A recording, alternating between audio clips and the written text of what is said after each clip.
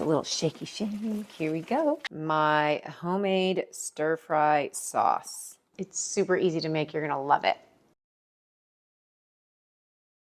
Hey there, I'm Christina Montefiore. Welcome to my kitchen. Today I'm going to share with you how I make a very simple stir fry sauce. The reason why I love this sauce is it's much lower in sodium than store-bought stir fry sauce.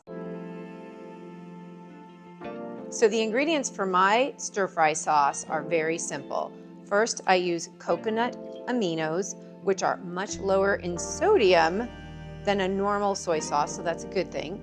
I do use tamari sauce, which is a version of soy sauce, because I do love it. I'm just gonna cut it in half by doing the coconut aminos so we don't get too much sodium.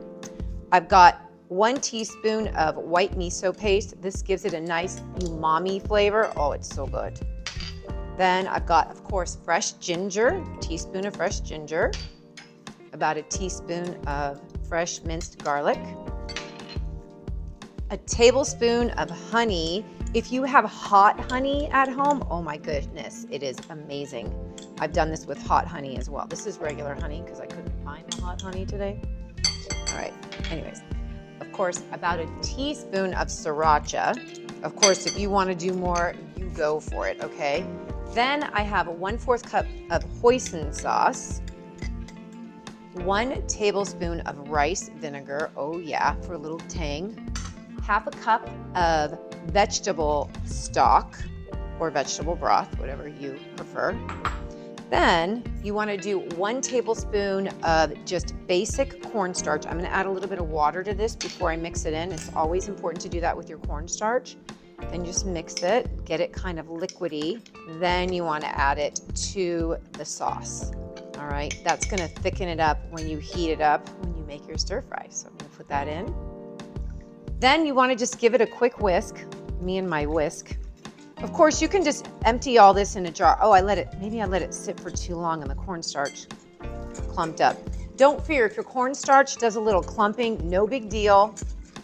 Shouldn't, but if it does, it's all right, because when you heat it up, it's all going to liquefy and work together. Okay, no problem. And then, of course, I like to use just a mason jar that I had around the house, no problem.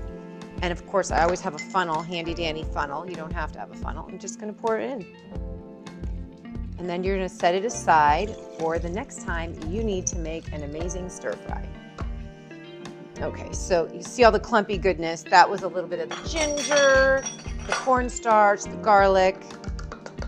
Look at this, okay? And just put the lid on.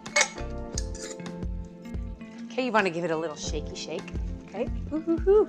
And then you can put it in your fridge. This can keep for up to about a week. I've kept it in my fridge a little longer than that, but anyways. All right, and then you could use it on your favorite stir fry. It's so good. You've got to heat it up. You cannot do this straight out of the jar. It's got to be heated. It's going to be amazing though, I promise you. You want to check this recipe out. You want to make it, and I want you to send me a note. Tell me how it came out, if you liked it or what. My husband and I love this. Give the sauce a little shaky shake. Here we go.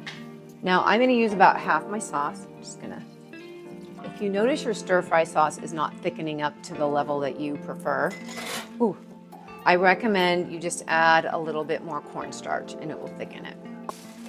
All right, there it is. Look at that. The stir fry sauce. You wanna cook it on like a medium heat. Let it start bubbling like this. These bubbles are amazing and they're important. Now it's nice and cooked, so I'm going to turn my heat off.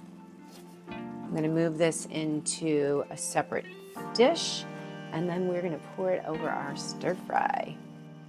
And there you go, my homemade stir fry sauce. It is so delicious, so easy to make. I love this sauce. You have to try it.